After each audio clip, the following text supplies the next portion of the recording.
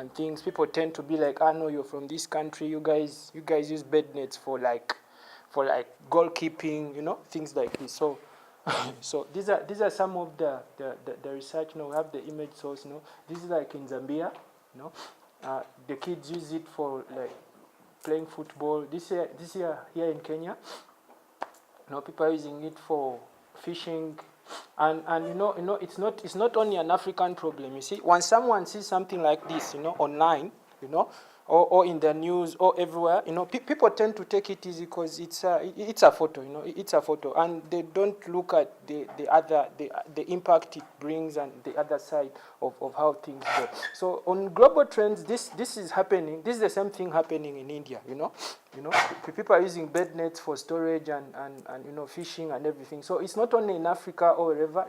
Other people use it for like sharing. They share the net, and it looks legit. People are sleeping under a net, but seriously, when you sleep, you lose your motor functions and everything like this. Most times you see, as you will see in the information. That's I think somewhere in Burkina Faso.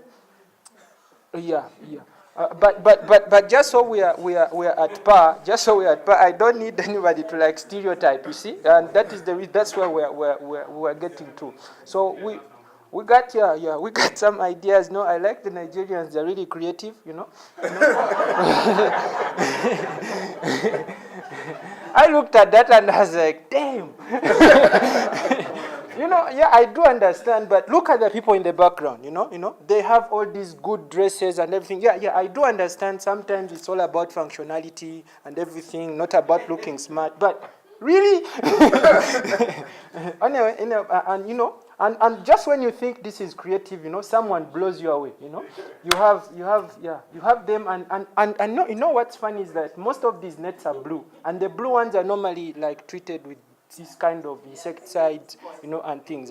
And once you see this, imagine a creative mind seeing this. Imagine someone like me seeing this. I'll get the net and maybe I use it for catching grasshoppers, things like this. Simple things like this. So now that's out of the way. So here we're addressing the reasons why the challenges people facing in submitting their content to ADHL. Yesterday in the meetings, you talked about she talked about driving her car from one place to another, scanning, and all these other things that come into. So most people are not even willing to give in their content to be published on these platforms. You see, so sometimes to make your life easy, you need to sensitize these people. I can't package for you these in quick PDF formats or PowerPoint presentations or small animations. You just call people like, hey, do you have like maybe some time, coffee or something, and engage them.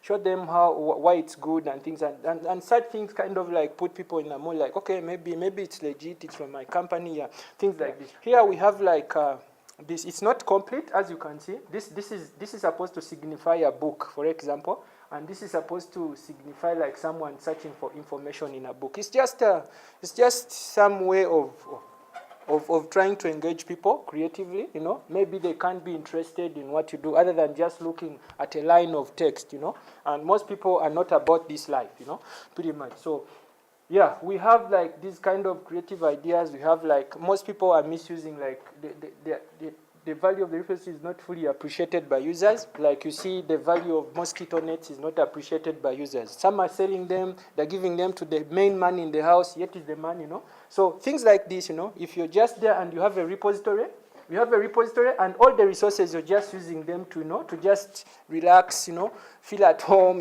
you're being given information and, some of these issues, we have like, you have like even if we do like marketing and everything, and trying to teach people how things work,